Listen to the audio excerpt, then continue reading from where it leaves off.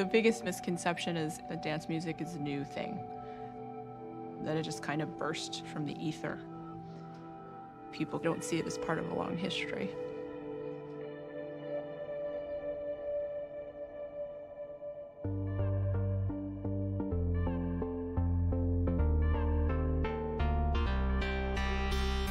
My drive has always been about sharing the love of music, finding it and then sharing it.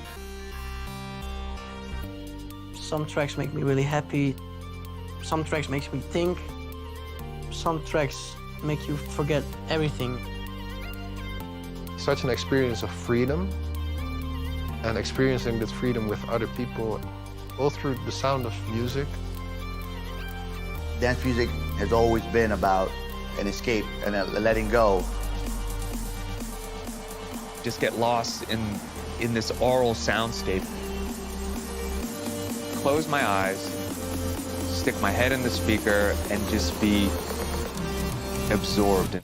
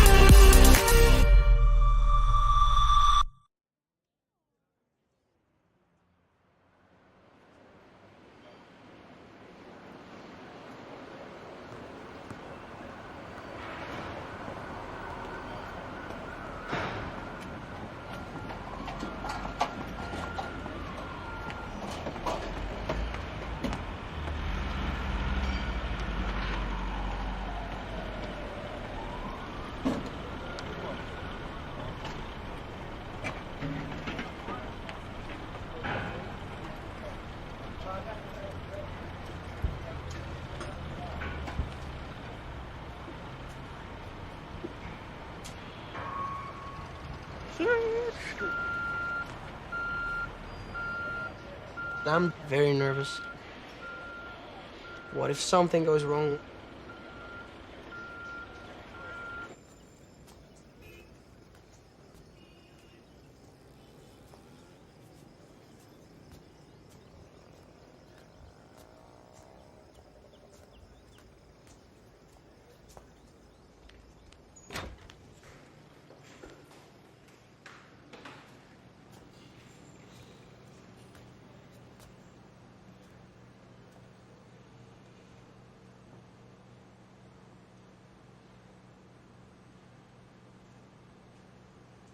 I've always done everything for the love of music. Always.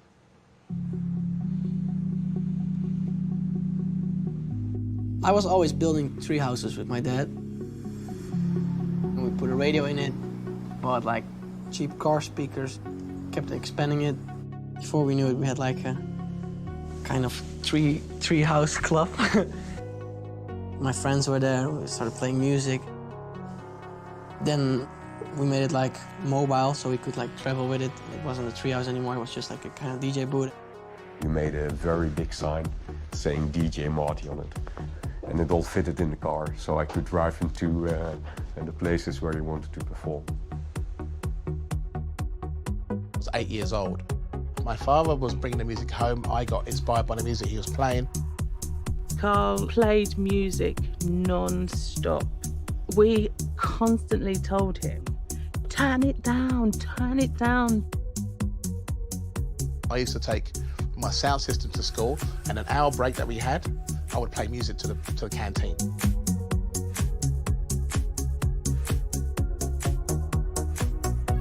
I kind of grew up all the way through the 70s, 80s, playing hip-hop, R&B, funk, and soul music. Most of the parties that I did, we never got paid for. My dad thought I would amount to nothing. DJing was not something that my dad thought was a job. He didn't encourage Carl. He was always just looking at me going, just get a proper job because whatever you're doing now is never going to amount to anything. I discovered electronic music due to Chesto's performing at the Olympics. I heard like the sound on television and I never kind of listened to it before and I never really got connected to it. I loved it. I played at like the local house parties for like 10 people. I had my first real DJ gig in 16th of January 2010. There were like 250 people and that was for me already like, that was like a goal for me to like make it bigger.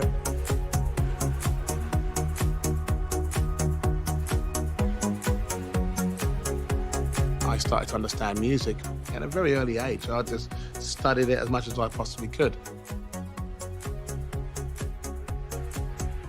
Where does it all stem from? How did we get here?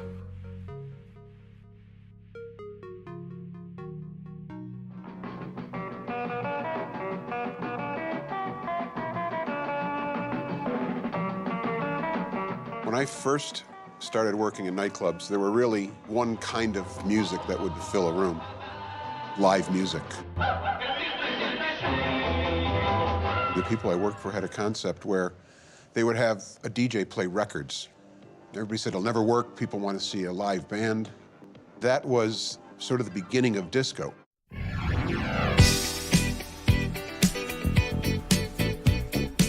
Everyone comes here to do whatever they want.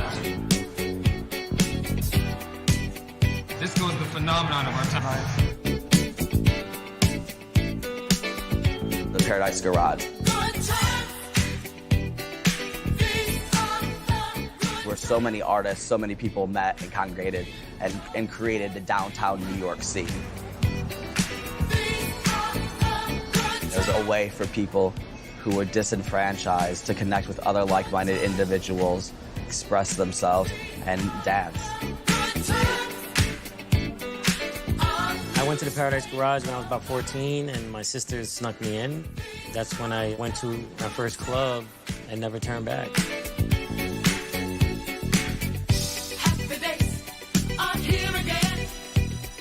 That was kind of the theatre for the DJ. The way Larry Levan was playing. I had two copies of the same record, going between the two turntables, remixing the record on the fly and extending bits that worked with the crowd. You know, he knew about sound, how to pick the right music at the right time, and it just opened up a whole new thing for everybody.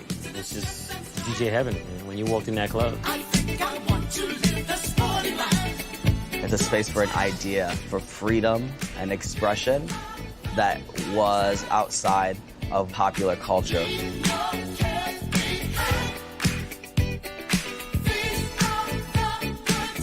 And then the next thing I knew, every single Holiday Inn in America converted their lounge into a discotheque, and it started becoming a caricature of itself. It became almost too comical. Disco died an ugly death. Disco sucks! Disco sucks! Disco sucks! It was billed as Disco Demolition Night, and the White Sox went along. In Chicago, a shock jock on the radio challenged everyone to burn their disco records. And everyone did it. One of the saddest sights I've ever seen in a ballpark in my life. It's getting out of hand. America just gave up on disco and kind of came out of its stupor and said, this is gay black music. We can't listen to this. We like rock and roll. So then it went back underground.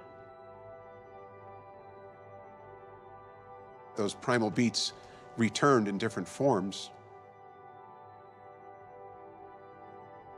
Really like a rebirth of disco. Although it wasn't called disco.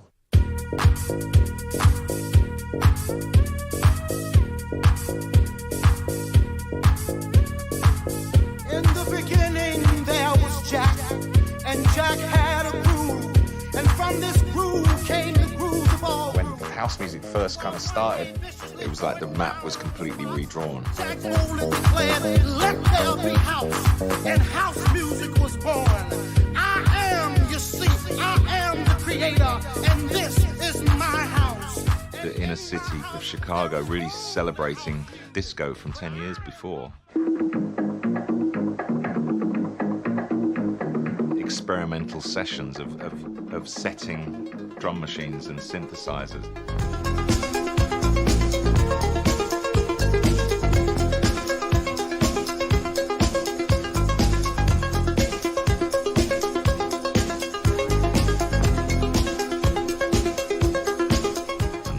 Actually heard what a drum pattern played over 6-7 minutes coming out of a machine sounded like. The beginning for me for this movement was basically Chippy Chanter Jack 1986.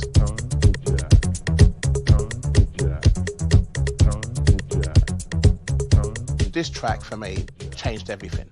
It would literally stop the dance floor.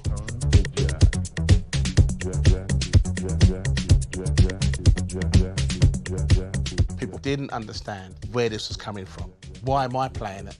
It has no elements or soul to it because they can't see a band. Well, to me, that was exciting because all we've done is see bands. Now what we're seeing is what can be created electronically.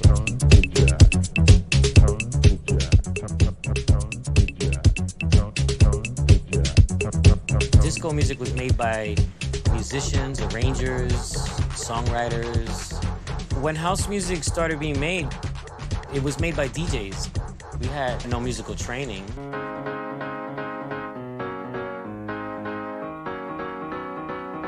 I was lucky to stumble upon the Detroit scene very early.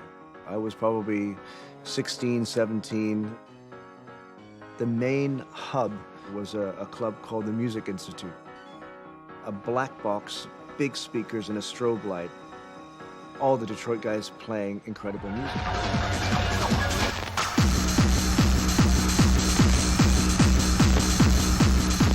Jeff Mills, he was like playing so fast.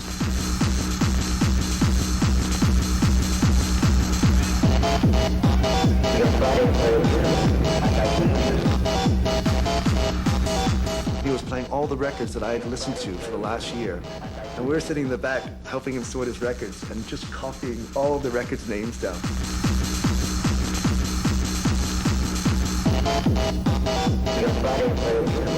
Listening to those first records, it was like every time it was like not only listening to the future, but even if it wasn't every day or every week, there was always something. Just when you started to get a little bit comfortable, someone else released a new record.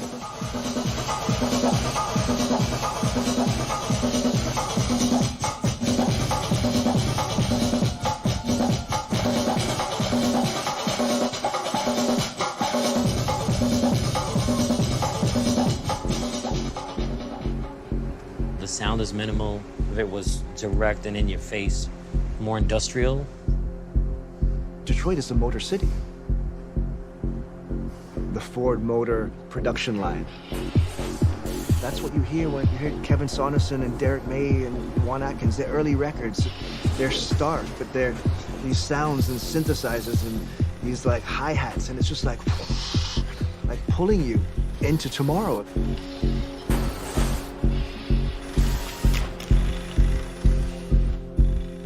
People like that feel good and in tune with technology, not afraid of it. And they're like, where is this going to take us? A lot of the artists, they were enjoying a moment of creativity. This was brilliant because there was no boundaries to that sound, you know, especially Detroit techno. And I found a lot of music that was being made in America wasn't being played in America. I just kept buying these records, whether they're made from Chicago, Detroit. Every record that I bought was an American import, and I was buying it and playing it in the UK.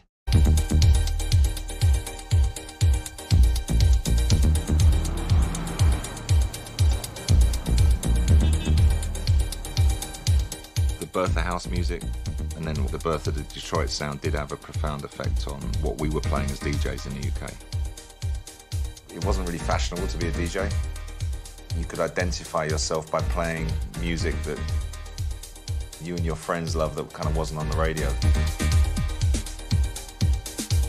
Trevor Fung, he was a big DJ in Britain as I was growing up. I got to meet him, to hang out with him, and really got excited by what he introduced me to. The British interpretation of what America was doing.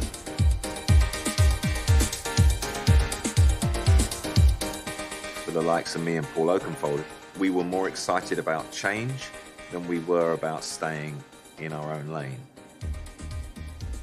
We were obsessed about innovation, hunting for music.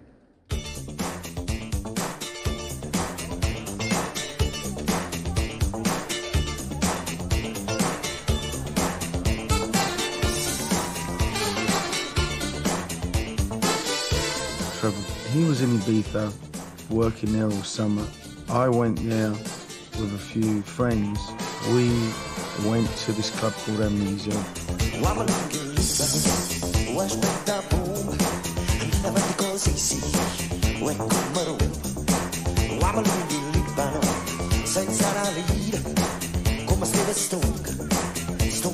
All that excitement, you could run all night into the morning. And just going out and going crazy.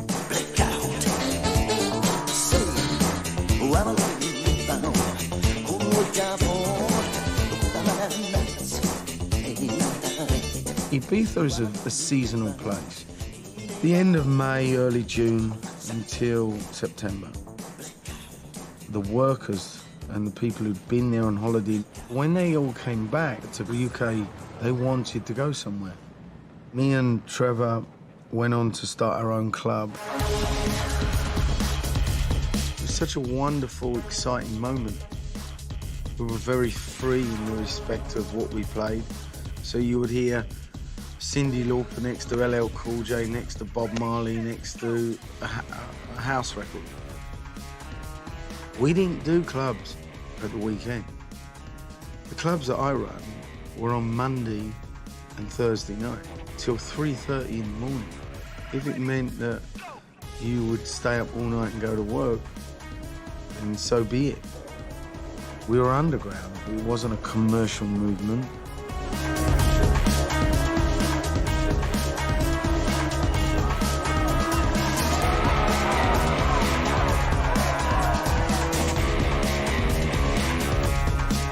We were in the moment, really living this scene. Cole Cox was my sound man at the time.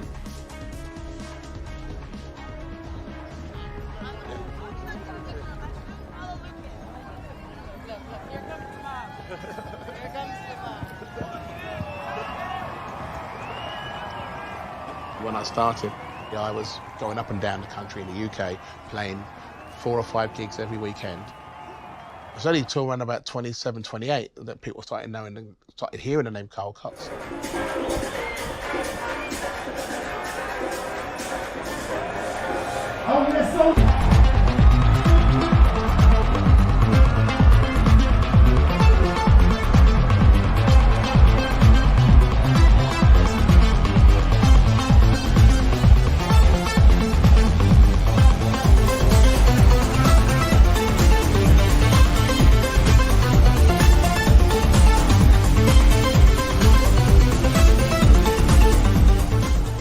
Is such a special DJ because he's the king.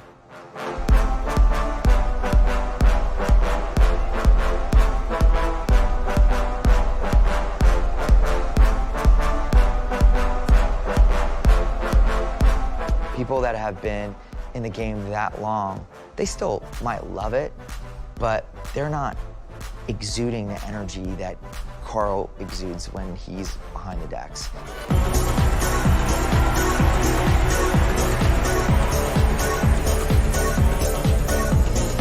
The longest set I've ever played is up to about 10 hours. Most people are only going to work for 8 hours a day. In that 8 hours, they have, a breakfast, they have a tea break, they have a lunch break, they have another tea break, and they go home for tea. We're still playing.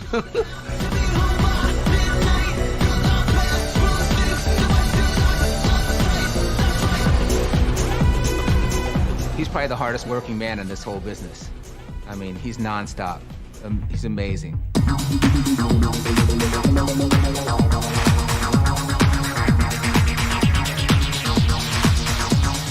I never really give myself a break.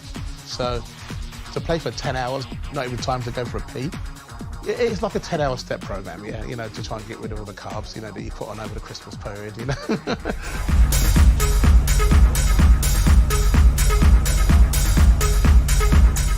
After 10 hours, I'm done. My brain's fried, my legs are killing me, back's killing me, my ears are killing me. You know, if I go past the 10 hours and then I don't know what I'm playing.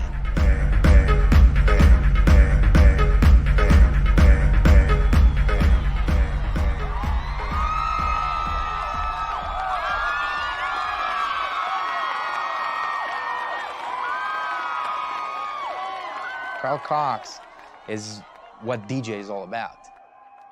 He walks into the room and he knows how to read them like they're a book. And he understands what needs to happen.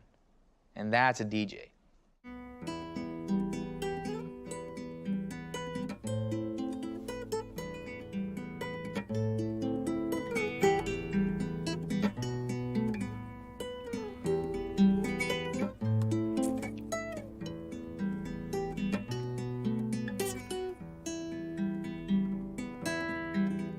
I played the guitar at the time. Had so many ideas which I had on the guitar, but I had nothing to like put it in. Start messing around with the ideas and with the melodies which I created on my guitar.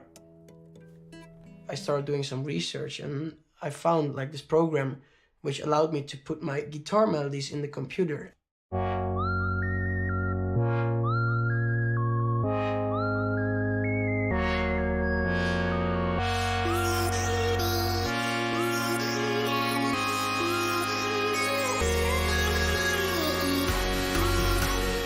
Finished my first record when I was like 10 or something. I still have it. It's completely terrible, but I was super proud of it. I was doing everything from my bedroom. Luckily, I had a neighbor who was deaf, who wasn't complaining about my noise. I had agreements with my parents that after 10 p.m. I couldn't play loud music anymore because my sister wanted to go to sleep. Then I would be at the middle of the night with my headphones on.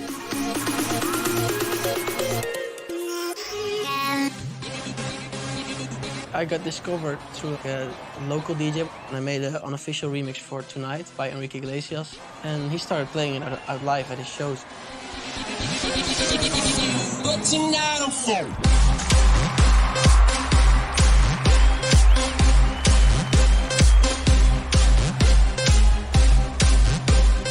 Some other DJs contacted me, and one of them was looking for a producer, and I played him some of my stuff, and he was like, one track, oh, I really like the track, and he released it on Spinning Records, and the track became really big. Spinning Records, they invited me at their office, and it was fun. I never told them how old I was until I actually met them in real life, and they were like, fuck off, this can't be true. So then they joined me to my house, to my room where I still produce the music, and they were like, yeah, show what you do. And I showed them like a lot of new stuff, a lot of melodies, which I was working on, and not that much later, I signed on Spin Records.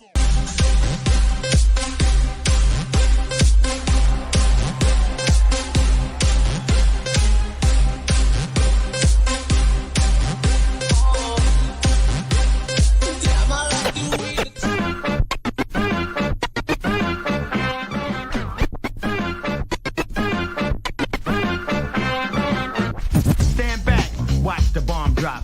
All the competition that try to compete. In the early days, the DJ was someone that could juggle 2 or 3 or 4 turntables. You had to really be talented to be a DJ that could play continuous music.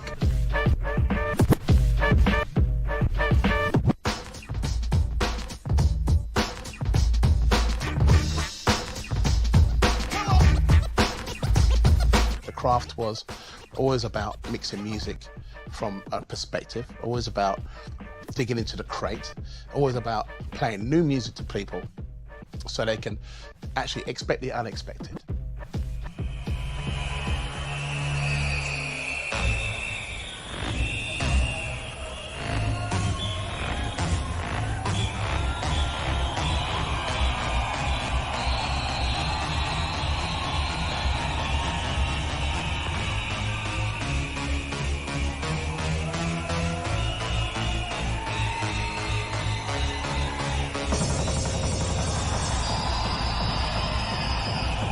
can give another DJ the same records and have us play in front of a crowd, those records will sound different when we each play them. It's getting creative with what you have. I think that's something that can't be taught. It's something that comes from here. With computers now, you know, you have a lot of people who don't know how to mix, don't know how to DJ. They've never done it. It's because technology, they came in when this technology was available, and that's all they used, and they go, you know what, I can do this live.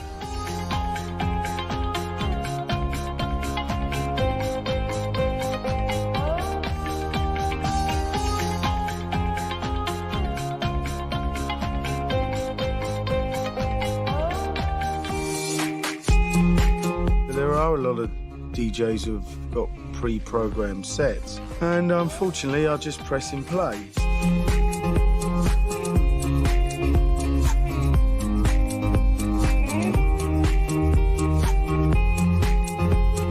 Right now there's a lot of USB DJs, which I'm part of.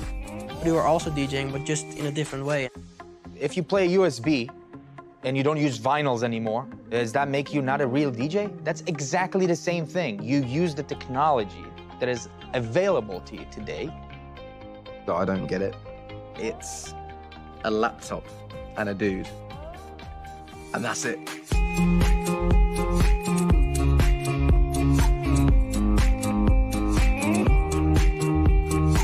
People want DJs to play the records they love. Buy the top 20 records, put them on a USB stick, put your hands in the air, you have a big smile on your face, and away you go. If you've got your hands in the air for 3/4 of your show, how are you mixing records? If you're throwing pies at people, how are you mixing records? It's kind of dumbing down of what made the craft the craft. Watching some of the guys that do the main stages at festivals play their hour-long pre-recorded set with their arms in the air, it's very hard to equate that to what, say, Carl Cox does in our set at Space.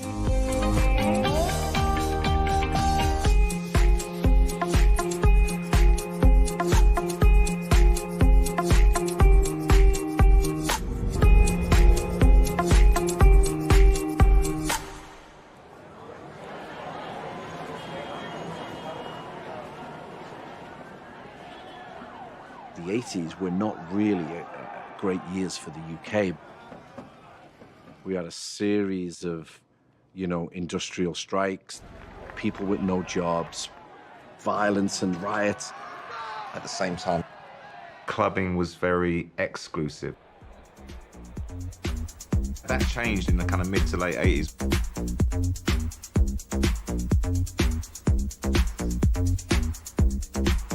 Lasers, smoke machines, smiley faces, the sound of acid house music had arrived, and I was like, what is this?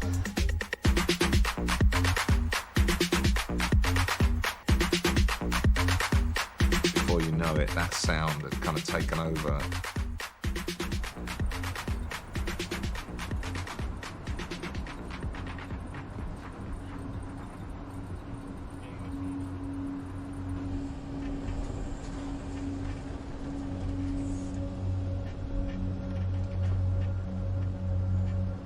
Rave culture developed from acid house, outdoor parties held in fields. Something completely new that no one had ever done before. There's no legal venue in London you could do that, hence starting to do it in warehouses and fields around the M25.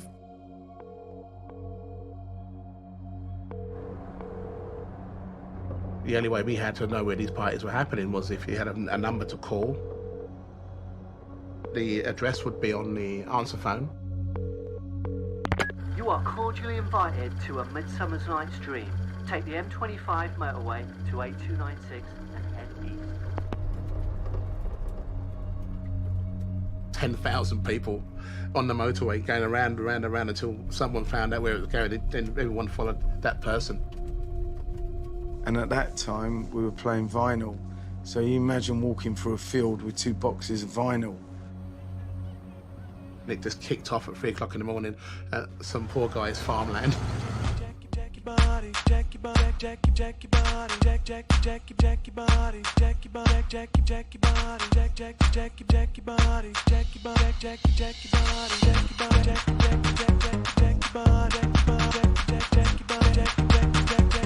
Dance music made people feel like their own secret society, that they're onto something that the rest of the people are not.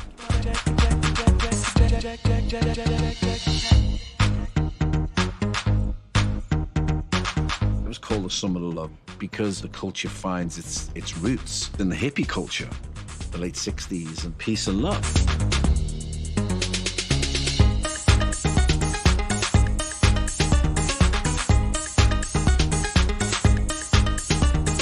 I come from a city which is full of like really hard guys. It's a hard city. To see these guys go from fighting every Saturday night to dancing with their arms in the air, and you know, it was just unbelievable.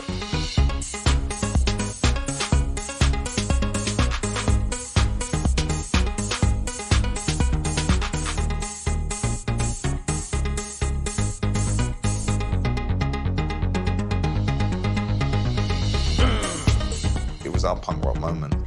It was like everything that had gone before didn't exist. It was the year zero, we were starting again, and you were either part of this or you weren't.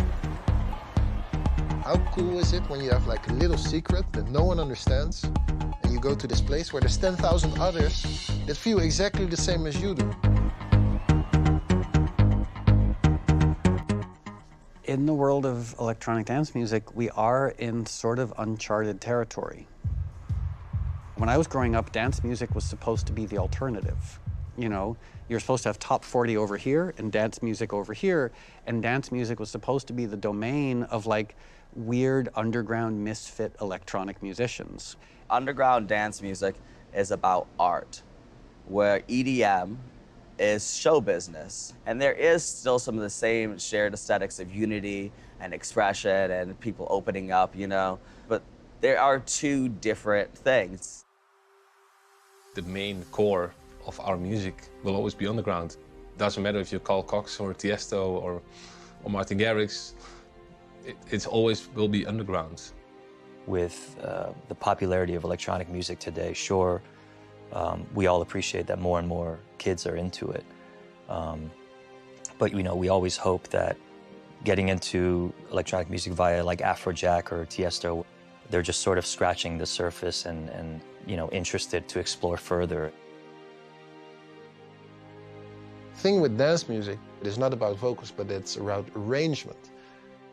The whole journey you can take someone on. You create something that sounds like, hey, this is a nice song, like for people that are not used to dance music, and then you present them with the drum.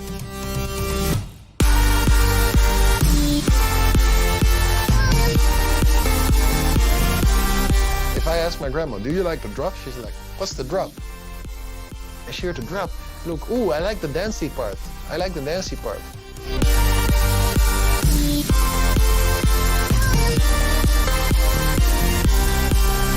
I've got this bad habit when I start working on an idea, I'm like working on like a breakdown so much, and I build up, and then I have to come up with a drop, and I'm like, Martijn Skypes me, and he's like, hey, I haven't been able to sleep all night.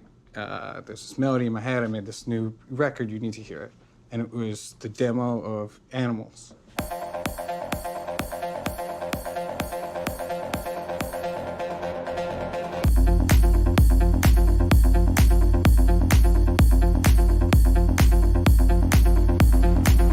Sometimes I start with a melody, sometimes I start with a kick drum. I go through a sound bank with already pre-programmed sounds, or I start programming my own sound.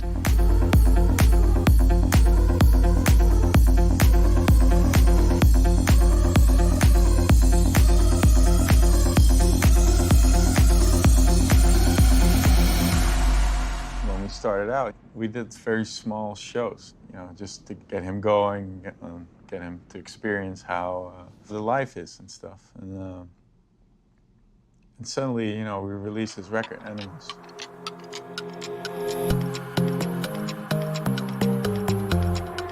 It's an amazing piece of music.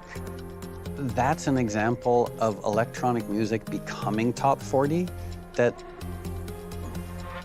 seems to have quite a lot of integrity around it.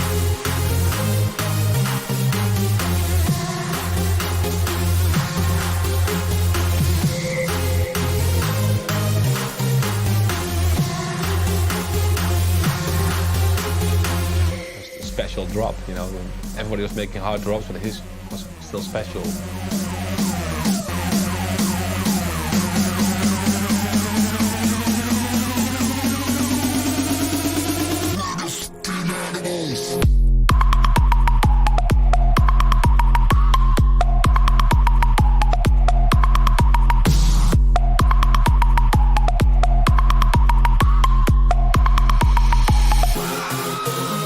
This instrumental record becomes a top 40 radio record in the US, a #1 single in the UK.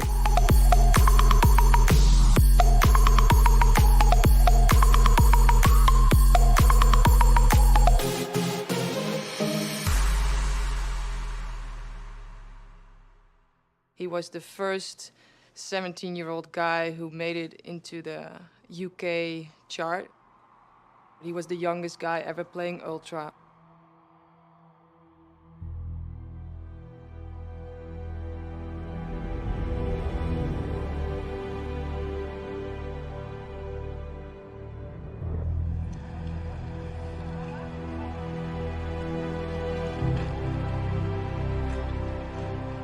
Mr. Gorbachev, tear down this wall.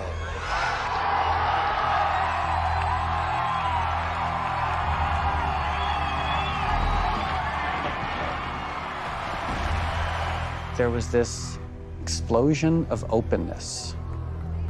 A lot of the problems of the past just started to fade away.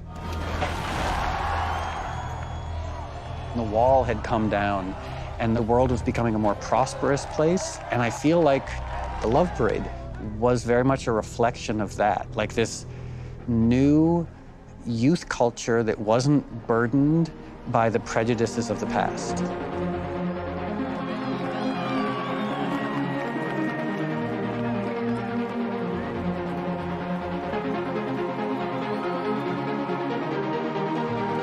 It started off very innocent. Maybe 250 people. A couple of trucks going through the streets of Berlin, and they would just stop the trucks and just party.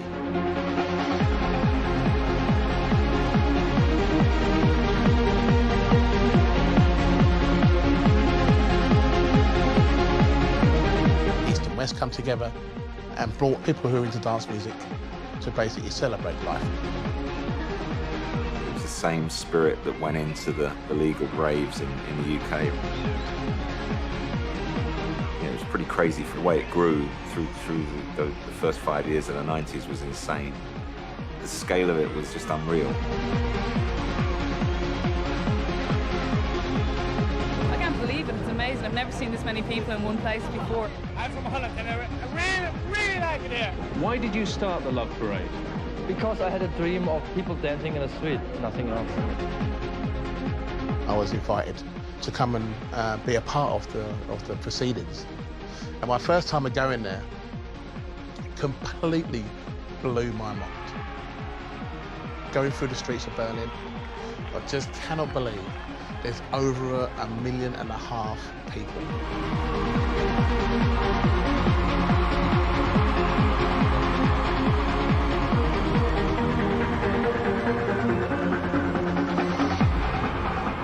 Breaking down the walls, breaking down everything culturally, and there's no way we could have done this anywhere else in the world.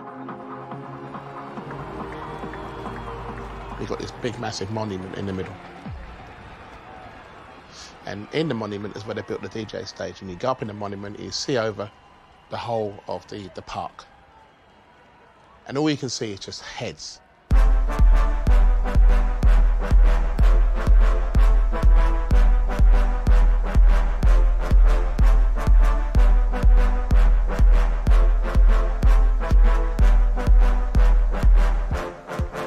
I discovered electronic dance music in the early 90s.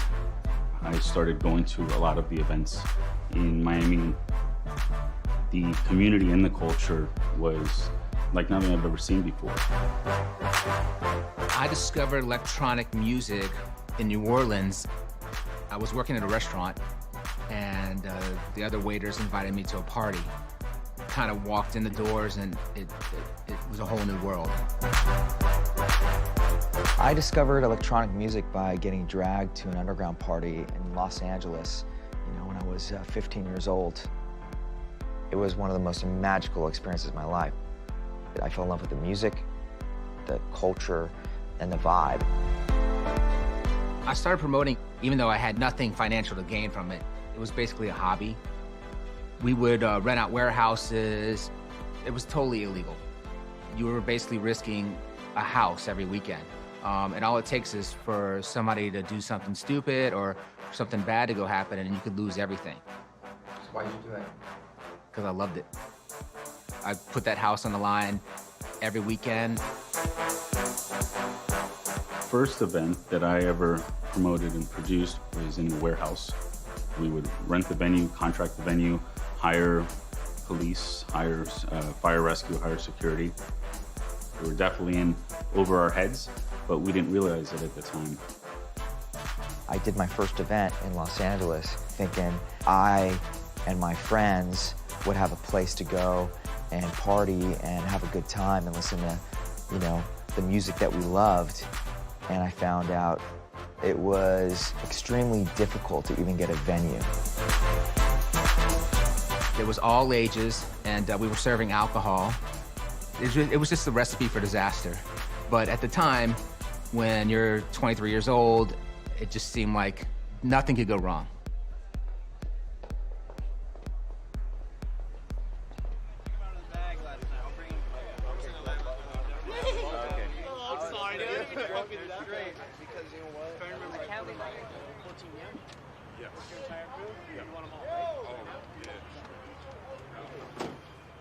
Nervous as fuck. I'm really nervous, yeah. I threw up earlier today. Oh, really? Really? Yeah.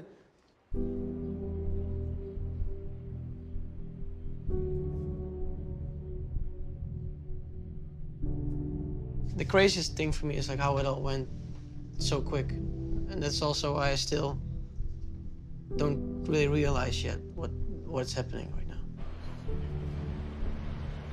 Aubrey, is this from Pyro? I was at Ultra 2013 in the crowd.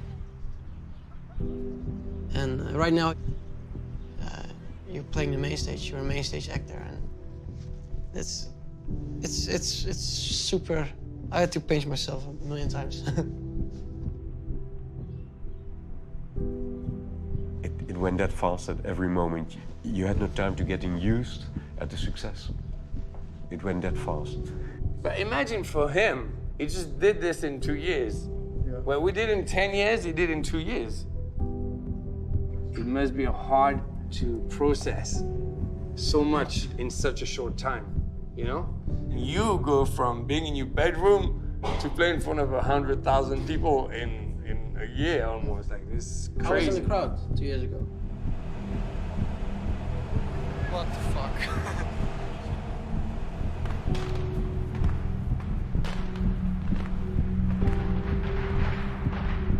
Like for me, it was boom, this, then oh, we got a request for Tomorrowland. Oh, we got, and before you know it, you're in the middle of it, and there's so much happening at the same time that you kind of forget what's happening, and you're focused on the next thing. Where's it gonna end? That's my question, because I have no clue. What's gonna happen next? I don't know. Do you know what's gonna happen next? I think it's about not being scared and not having fun. The fact that you're nervous now is a good thing. How is a 17-year-old kid the fucking face of dance music? What the fuck? Like... 16, 17-year-old kid makes a record. He has got no experience ever of playing in front of a crowd. And they book him. Why? A 17-year-old kid who has no context of the greater history of anything he's doing. He made some track for teenage kids. Like, it's not music. It's just a way to sell music to teenagers.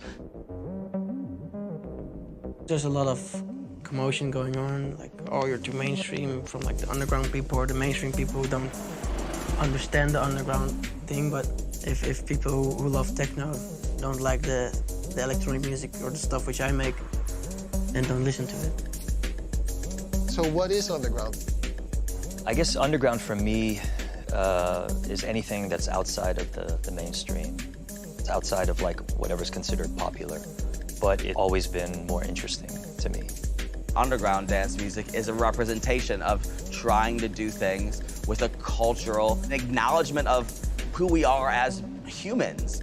There's always going to be super underground music, and there's always going to be stuff that some people consider cheesy and that's going to appeal to the pop market.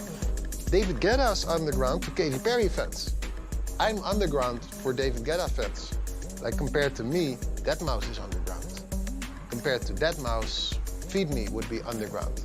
Compared to Feed Me, Richie Hawtin would be underground. But if you compare Richie Hawtin to Nicolas Jaar, Richie Hawtin is commercial techno.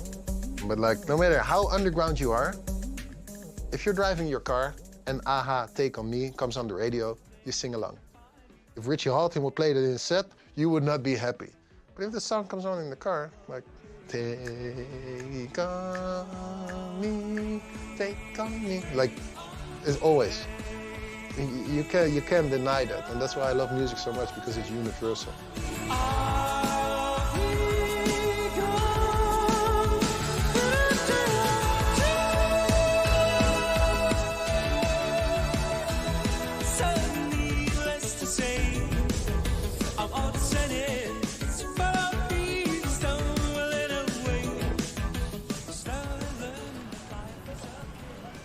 You guys have fun tonight? Yeah, man. Yeah, excellent.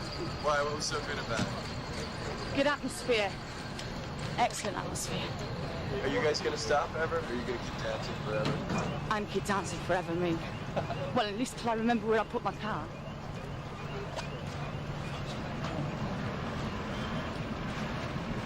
When you talk about thousands of people gathering together in a field or in a warehouse and throwing their hands in the air and having these euphoric experiences, of course the music plays a big part in it.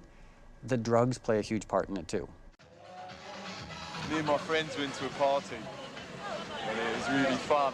Yeah. Yeah. There's lots of drugs. Oh, no. When you do ecstasy, music feels unbelievable. As a DJ, it's incredible because, you know, you could really take them to different heights. I've spent time at raves sober, and I've spent time at raves not sober. The sound is huge.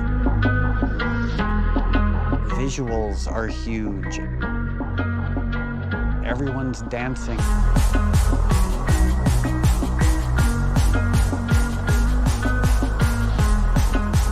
The crowd is the star.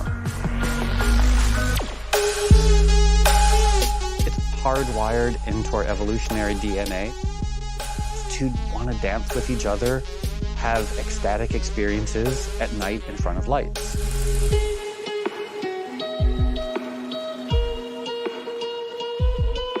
You know, 50,000 years ago, people were banging on sticks and dancing around the fire. No one has to learn how to throw their hands in the air and dance ecstatically at 3 o'clock in the morning.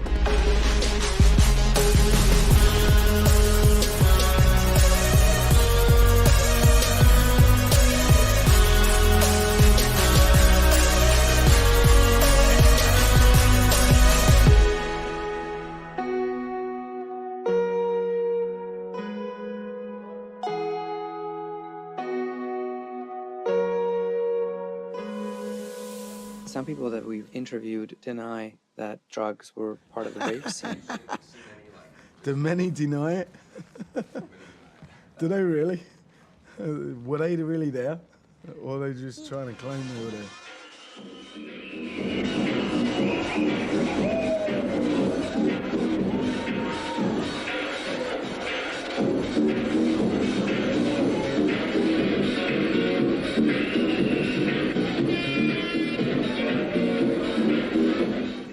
first raves were very successful. And then, of course, the police got wind of it. People who go to the parties are calling for them to be legalized, but the authorities are worried about drugs and noise levels. Things were getting pretty crazy. Some stuff was happening that wasn't necessarily that safe. Police moved in to break up the party at 5 this morning. 836 youngsters were arrested, and officers seized £1,000 worth of drugs. The underground raves, it was very, very gang-related behind the scenes. Everything was cash in hand. This was an easy outlet for them to sell drugs. Where are you going to do more business than a field full of 10,000 people? We've got some very firm evidence about major criminals involved, major criminal organisations, drugs, protection rackets, all at the background of these parties. They really thought that I was a part of the syndicate that was basically making parties just to sell drugs. And apparently I was going around with a silver platter while I was DJing and handing out ecstasies to people while they were dancing. I said, well, if I was doing that, how would I be mixing the records at the same time I was handing out all the drugs?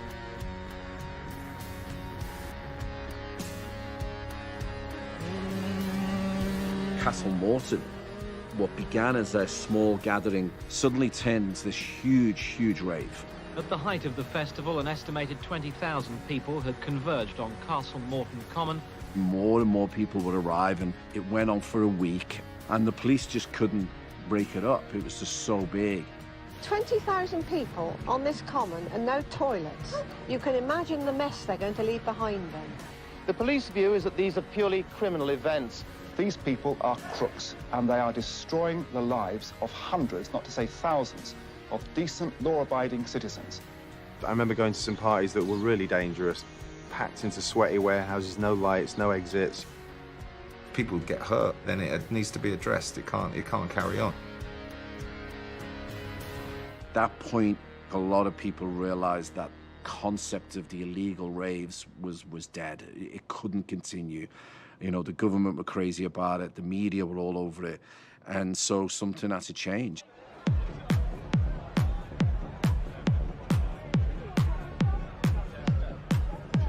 You had the beginnings of the legal space where all the DJs could work.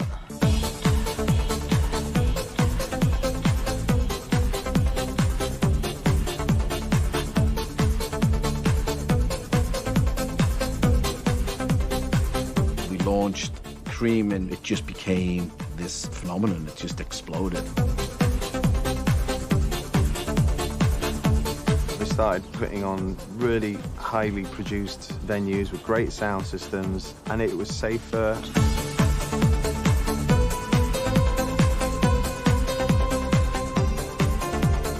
I like DJing because I was nerdy, insecure, and DJing was the perfect anonymous way to connect and touch hundreds, even thousands of people without actually having to talk to them.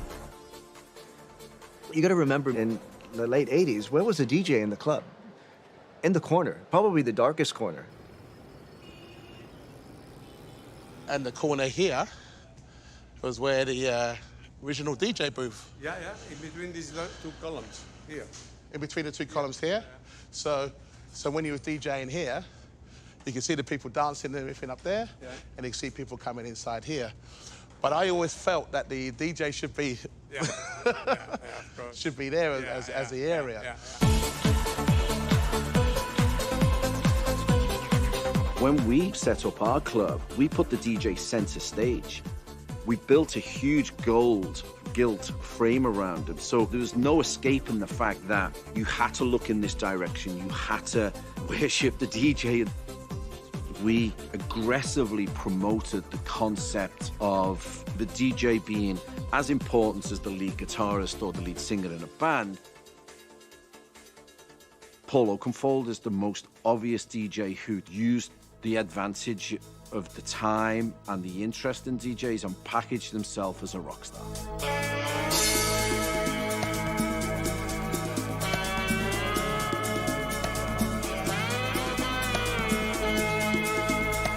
I was doing remixes for a lot of the big acts. I was approached by U2 to do some remixes for them. a remix, a track called Even Better Than the Real Thing. That became a bigger hit than the original. And then they asked me if I would like to be the opening act on their world tour. Primarily a rock and roll crowd, so I can't play underground music. So what am I gonna do? I didn't want to let anyone down. I started to look at a lot of the remixes that I'd done. I would take classic rock songs and do my own version of it, the club version. They still had the roots and essence of what it was, but it had my flavour to it. 90,000 people, nervous, excited. It was a scary moment walking out and you find just you and all these people looking at you.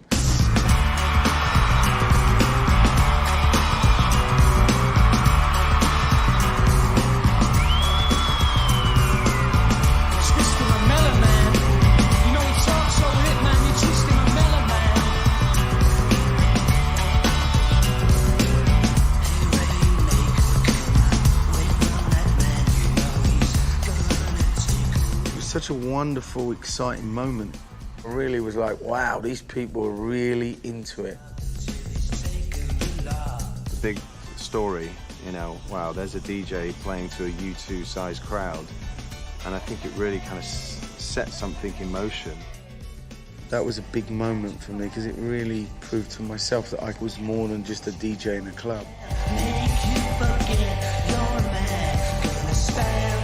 I took a lot of what I saw and learned from the biggest band in the world and put into my career.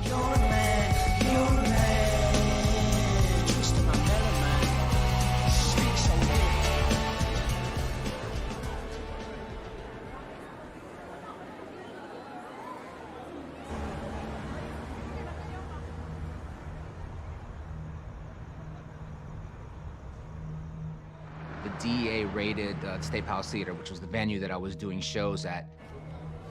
Some creative genius in the DEA came up with the idea that the owner and the management of a dance event should be charged as if they were operating a crack house. The manager and 2 promoters of the club were indicted for simply knowingly and intentionally making the building available for the purpose of unlawfully distributing and using controlled substances. Imagine when you go and you meet with your lawyer and they say, well, it's bad. They want to charge you with the crack house law. There's a lot of other people that did the same thing I was doing. If you're a club owner or you're a promoter, you go to battle in order to produce shows. Donnie was the one they used as an example to scare other promoters from doing the raves. Who was he with? It was a test case, and what they wanted to do was take my conviction and basically use it against everybody else.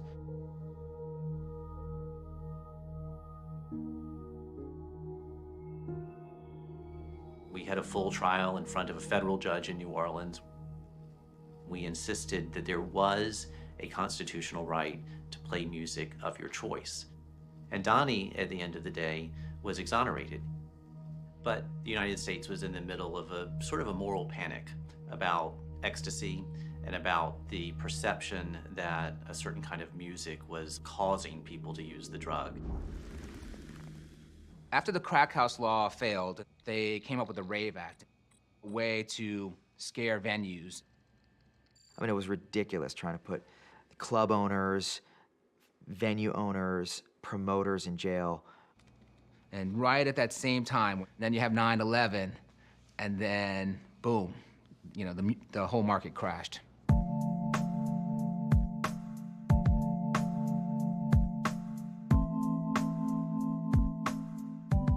We went from never stop growing to half.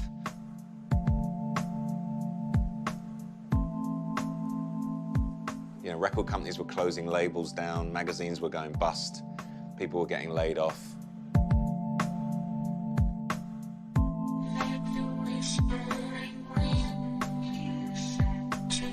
literally everyone pretty much disappeared. After you put, every last dollar you have on the line, and that event doesn't happen, I was broke.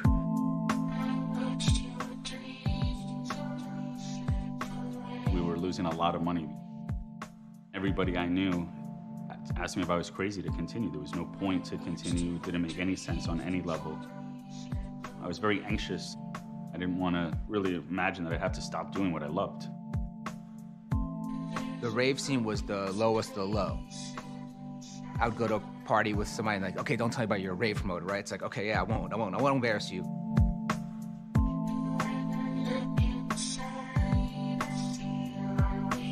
Maybe people were just tired of it. Yeah, maybe the people that were into it for just because it was a cool thing to do, I think they found something else. Now I have a 4-year-old and my wife's pregnant again, and I'm there at the gas station using 5 credit cards to put $5 in my car, and I have to ask my wife for her credit card, and she's like, you need to stop doing these shows and go get a job. I really sort of thought, well, okay, well, that was a fun ride while it happened.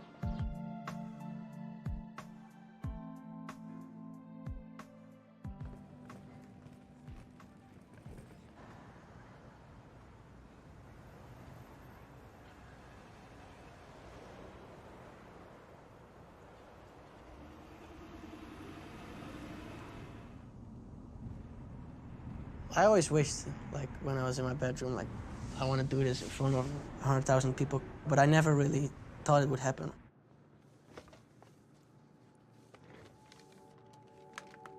I never had the intention to become famous.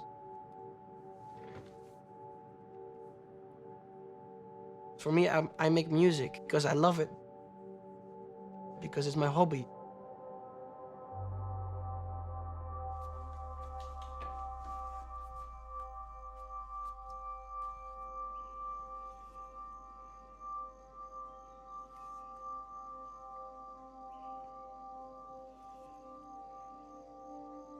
I do this because I love the music, I have a passion for it. Since I was 8 years old, I have not looked back.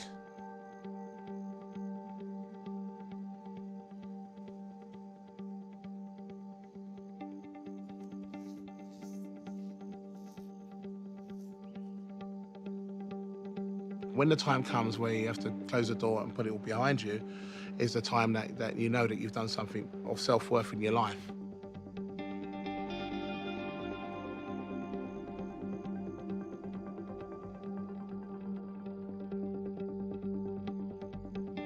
I believe in what I'm doing. And if you do that, you're going to find other people that also feel the same.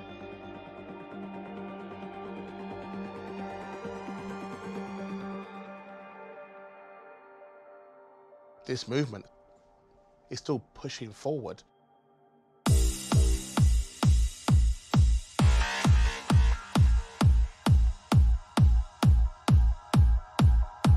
I've been coming to America and I saw that there was pockets of people that were into electronic music in certain cities. Paul turned around to me literally in the DJ booth, mid-season in Ibiza, and said, by the way, I'm not going to be here next week. Can you do the rest of the season? And I said, why? He said, because I'm going to America, because I'm going to go and break America. I looked at America and thought, I really want the challenge here. I really want to go to Cincinnati. I want to go to Nashville. I want to go to these smaller places. I did about 150 shows in a year. Across the country, backwards and forwards, touring in America in the same way a rock band would. It was like a chemical reaction. This metamorphosis happened with the advent of the internet. Napster had started and LimeWire and file sharing really took off. You could make a track at home. You could share it, start sending files around the world. How many MP3s do you have on your computer? About 600. Maybe like 100. 6,000 or 7,000. Come again? 6,000 or 7,000. all these kids that were really looking for the music, and the internet kind of brought it to them. Suddenly, people were able to monetize themselves in a different way. Big turning point for me was when I sold Hollywood Bowl out. I was like, wow, I didn't realize that there was this many kids that were really into electronic music. Things would just seem to get bigger and bigger and bigger. People started calling from around the world to actually book you for the first time. The DJs started migrating like birds to other parts of the world.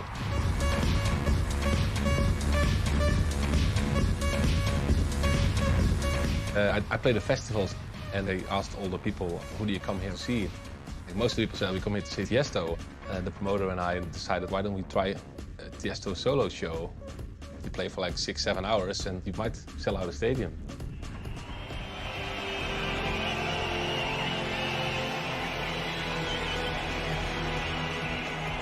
Ladies and gentlemen, please welcome DJ Tiesto.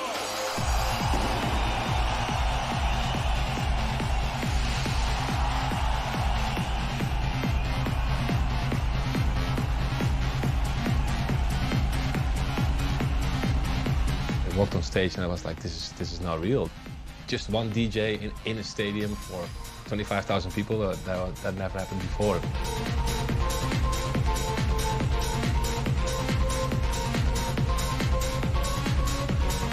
There was this one guy from Greece, he saw the concert, and he was like, I want you to play at the Olympics.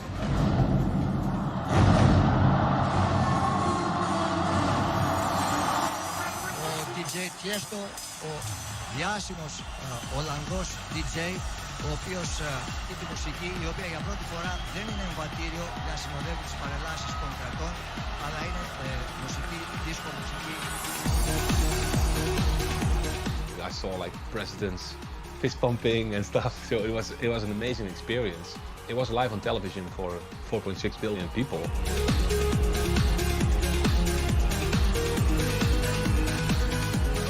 He became the first global superstar. After the Olympics in 2004, you really saw it going further and further into the mainstream.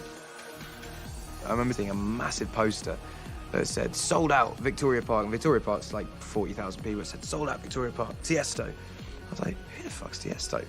DJ.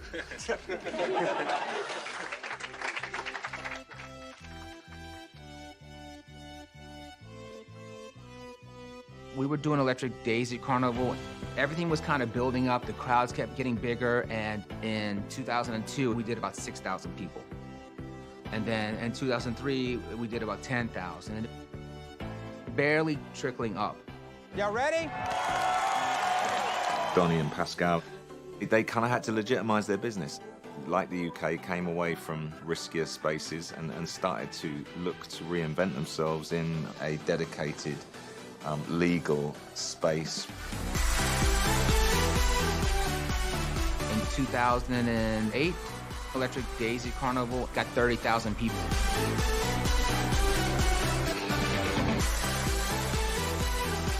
It was an amazing moment. I was like, finally, we're here, you know? This is gonna go somewhere. In Miami, I realized that I didn't want to just continue doing warehouse parties. I kind of reached the ceiling. So I wanted to go to the next step and do a festival. We started coming up with ideas of what we can do that would be special, something unique, something different. Let's go cut to the main stage area and we'll go up to Carl's stage. First year of Ultra Music Festival on the beach, started with 10,000 people, and then it just grew from there. The attendance just kept rising and rising and rising. One year, it really exploded and went up over 100,000.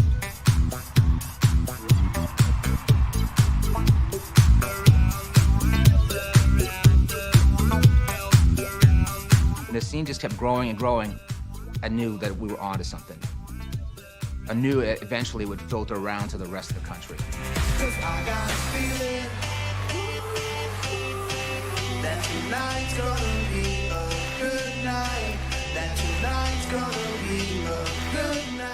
I think the guy that got us to where we are today was actually David Guetta.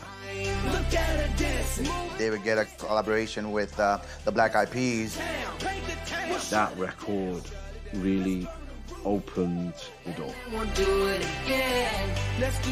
People were interviewing me about me bringing electronic culture to the US, and I'm like, what? It's coming from the US. A lot of people, even in America, didn't know this. David Guetta was making music that was acceptable to top 40 radio and actually really catching fire. He's been by far the reason that EDM has had such an amazing cultural success. That song introduced so many people to another form of music, they started looking in.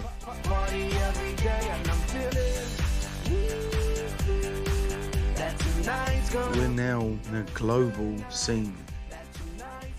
We're in $1 billion industry. You hear electronic music everywhere.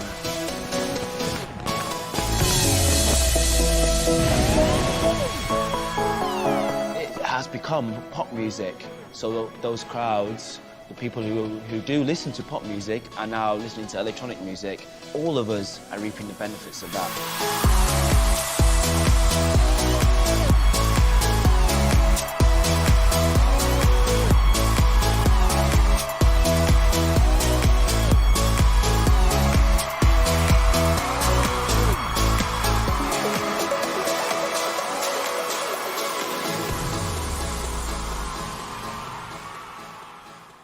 When you go to one of these events, you escape from whatever you're involved in life. Because a lot of electronic music is instrumental, it's universal. There's no language attached to it. Everybody can understand it. Music is a language itself. You can't really do dance music on your own.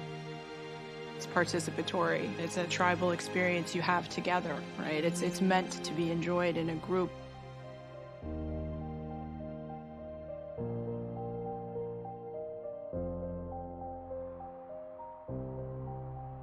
It's crazy how many festivals around the world there are. Those electronic festivals came from raves.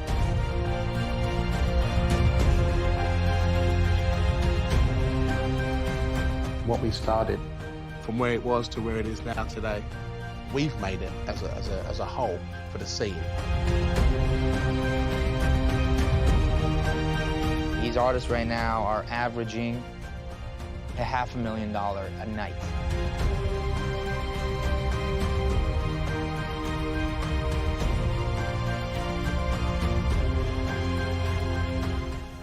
Now there's like a commercial appeal to them. You can hear, like, that's the only thing you hear on pop radio now is EDM music. Every urban artist, pop star, anybody who's anybody wants a dance record on their album. You happy with a structure like this? How about this? How about this? How about this? First break is just do it, and then the second break is both them together. It's like, what I think, if we have this the first break, is that when the drop comes with the melody, it's way too random, it's out of nothing. The reason I initially wanted to work with Martin is because of Animals. I heard it and I was like, this is fucking weird. I like it. It's different. We're gonna record like right now the guitar part. Do you want it like that? Or yeah, that's better. You know what? I'll do it and then you can chop it and use it. Yeah, just turn the track down low if that's all right. You forget how young Martin is because he's so like world traveled. Like you feel like he's like Tiesto or something. The quality of production is really out there everywhere. So many good producers. You know, what's the problem for me is there's a lot of empty music. How are we gonna make music that touch people's heart, but in a new, fresh, and exciting way? You hear that as a single vocal or stacked up?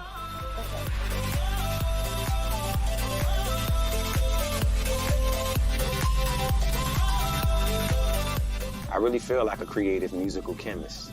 You know what I mean? When the fusion of music comes together whatever you may call it, pop, R&B, and EDM, and it works.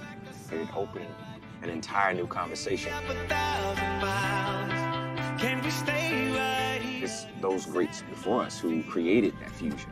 Like Michael Jackson, when disco was on its way out and rock was on its way in, Michael was able to create something that satisfied both parties.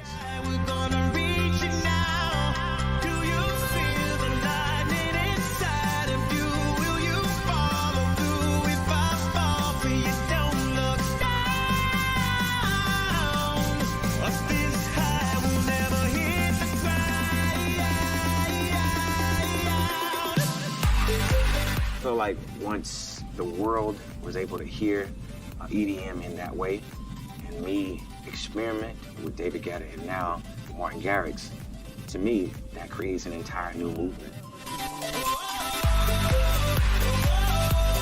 He's created an authenticity within a style that everybody's kind of enjoying. What the big challenge is for me is to keep evolving and to stay relevant.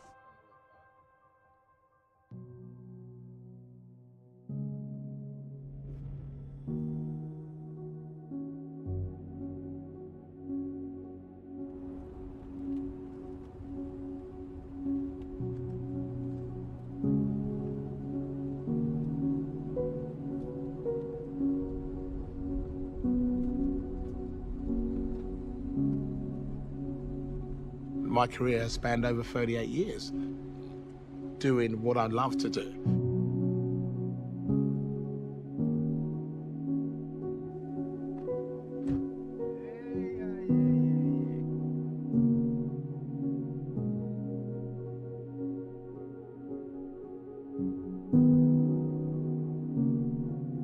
To be honest with you, my father not really getting behind me was quite damning in some ways, and he didn't respect the fact that I had this drive and energy to be able to become the person I am today.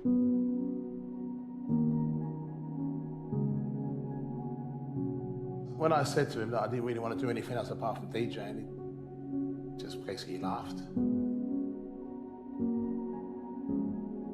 He didn't give me the respect to find my own path. I think it made Carl stronger that he wanted, when my dad said no, I think it was a yes to Carl that I'm going to follow my dreams.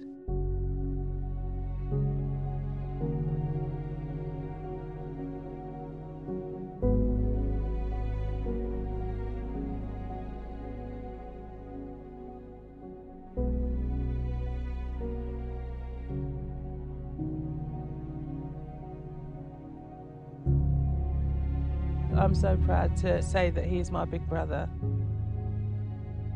Or did your dad ever come around to be proud the way you are? Right now, I really wish that he could say those words. At the moment, my dad is not very well.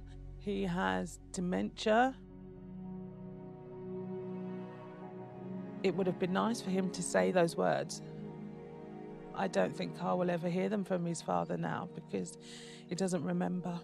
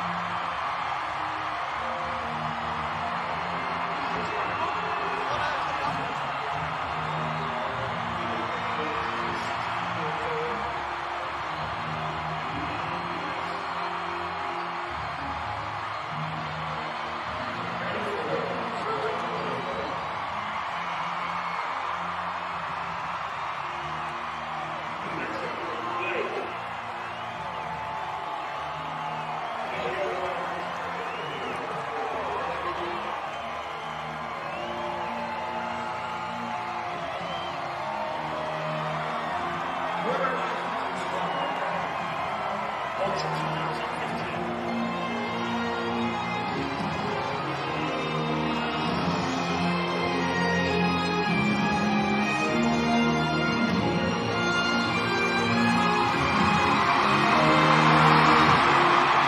up, Miami?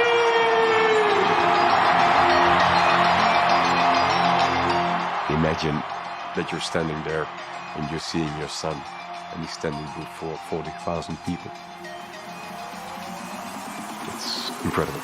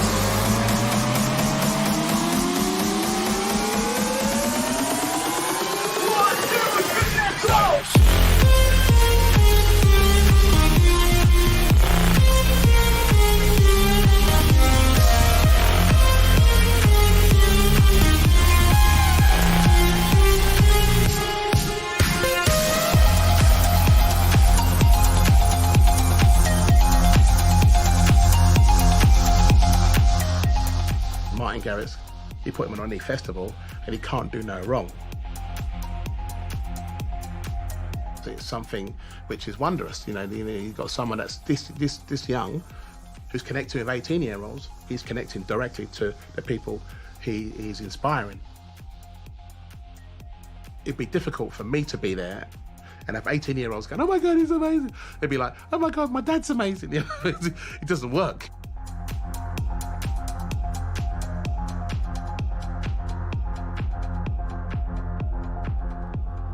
I don't see myself as a big act. It doesn't count how many tickets you sell. It also counts about what you did for the industry, what you are still doing, and what your abilities are, what you can do. Hey, there he is. How you doing? Hey. So you played already, right? I just came on stage and we rushed just here. came We off, just really? rushed here. To Oh, the, thank you. No worries, it's all good. I respect Carl as a producer and a DJ. His DJ sets are, I can't play 8 hours in a row and not lose the attention from the crowd. The longest set I've done is 10 hours. How do you do it? Like, you didn't play one track 2 times? No. That's nuts. Yeah. Did you do it solo or did you do it back-to-back with others? No. Just me on my own. Yeah. Went to the toilet once, two slices of pizza, and I think 4 beers, and that was me. But that's something I respect. Yeah. I can't think about 12 hours. That's nuts. He can do so many things which I am dreaming of and which I'm still trying to do. I mean, I was actually quite shy as a young DJ. When I was up on the stage, I had the curtains closed, and I was still playing my music, and I was like, keep them closed as long as I could, and then when I go to the DJ, I'd be like... But that's cool, though. I'd be playing, you know, and say something on the mic, I'd be like, no. You say something, you know. But that's how it was for me. I kind of grew into all of this, you know. Yeah. Martin's got to believe that he can do this, because the whole scene rests on his shoulders now. He's young, he's hungry, and he's out to basically set the bar on what happens next.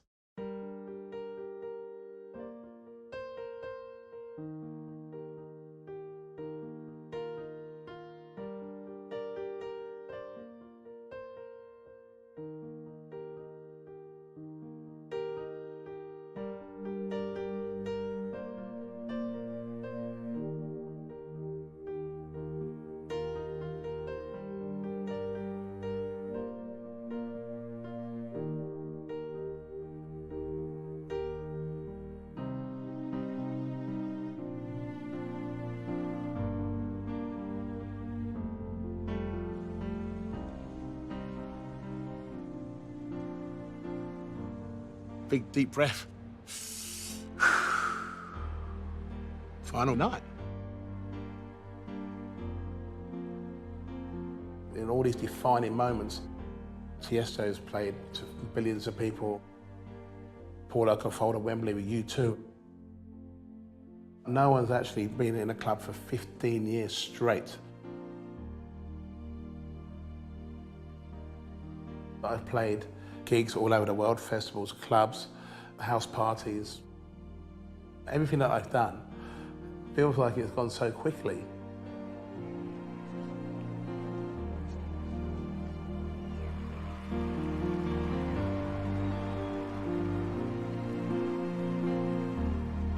Oh yes, oh yes. We have got 10 hours to go.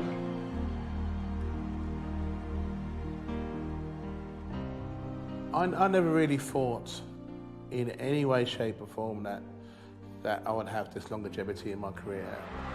Thank you all so Breaks my fucking heart. I came with Carl, the very, very first trip to Ibiza. I loved it. It was the start of my journey coming to space. You know, I love my brother to bits. I am his #1 fan, and I am so proud. My journey with Carl is coming to an end.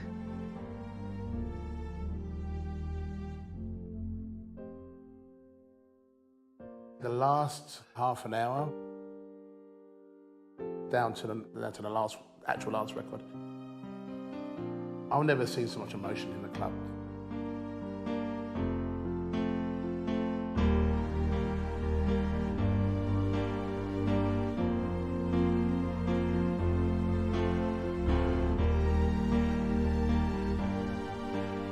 I've been so blessed to be able to do what I do at the level that I do it. And when you look back, the amount of music we've played, people you've met, touched a lot of hearts and souls all over the world, and people remember those times and those moments.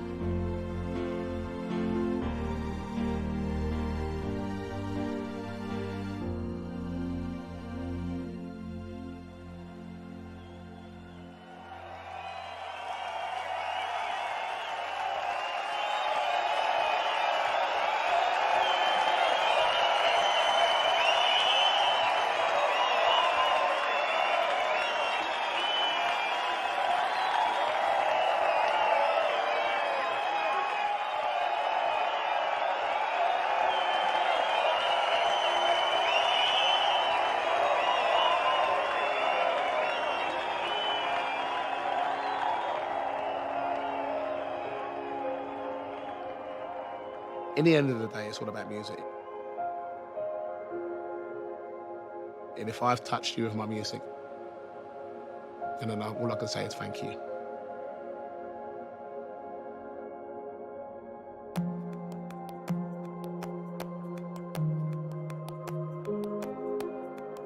We're all lost souls at one point, and when we come together at dance music festivals, we're not lost anymore. Dance music used to be my little secret, you know, it was my little thing. But if you have something great, you want to share it with as many people as possible. This is a love thing, and it's a fun thing, and you should never be greedy about something great.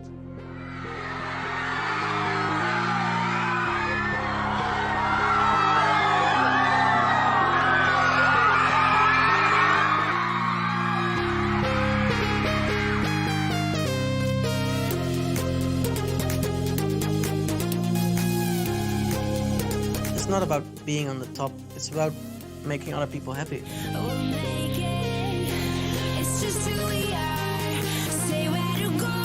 It's all about the DJ, the music, the people you're surrounded with. I think that's so beautiful. You make people happy and make them forget about everything else.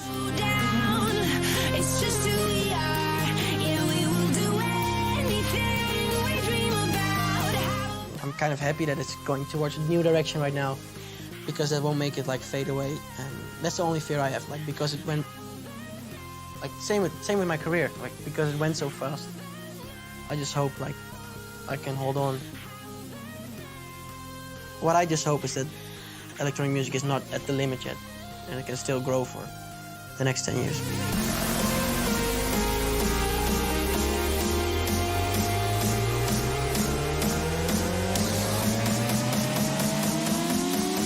I'll just hope I can be like a part of it. And we'll see what happens.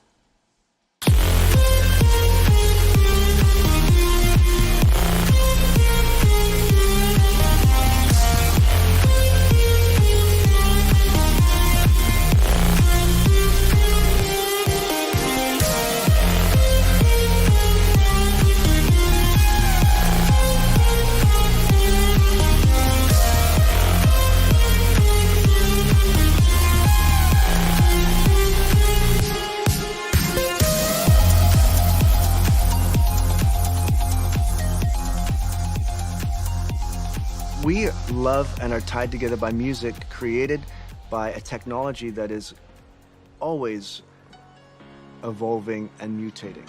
That makes every day a new possibility.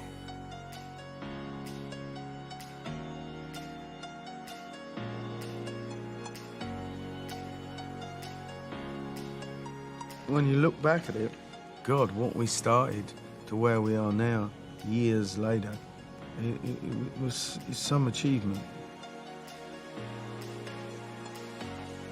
Whether it's underground or more commercial, as a whole, electronic music is thriving around the world. I want to protect the scene. You know, I want it to be here a long time. Way after I'm done and retired and in the ground, in rave heaven, I want this to go on forever.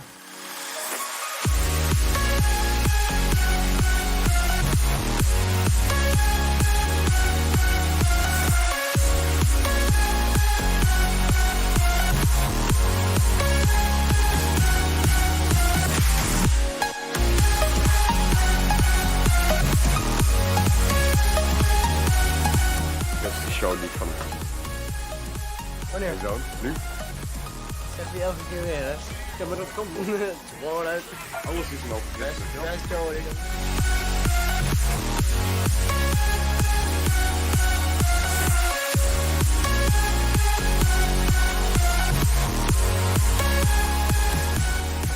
Martin and I were on a festival tour together for Future Music in Australia, and we had a 5-hour-long flight. And we are next to each other. Yeah, first row, and it's like coming in, and we're both kind of like, oh, hey. And we just started chatting it up. And I have to say, I was wrong about some things, you know? Martin is the first person I met from that scene who's doing it for the right reasons. In my mind, maybe one day he can bring me to the dark side.